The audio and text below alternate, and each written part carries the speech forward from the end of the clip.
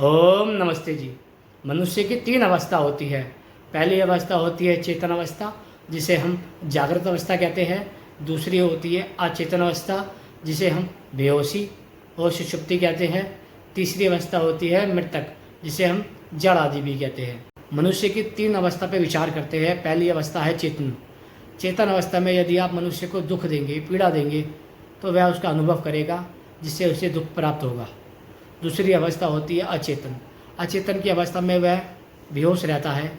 यदि आप उसे उस समय किसी चीज़ का दुख देंगे, पीड़ा देंगे, तो वह उसका अभाव नहीं कर पाएगा। इसलिए उसको अचेतन अवस्था कहा जाता है, क्योंकि वह उसका अनुभव नहीं कर पाता। तीसरी अवस्था होती है उसकी मृतक अवस्था, अर्थात वह जड़ आदि होता है।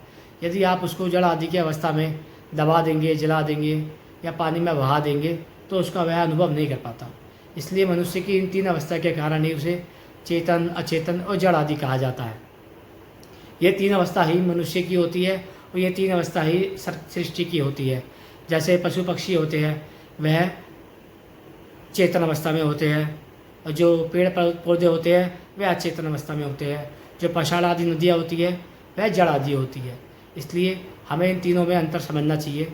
ओम नमस्ते जी। कृपया करके एक लाइक और एक शेयर कर दीजिए, जिससे हमारा चैनल आगे जा सके। ओम नमस्ते जी।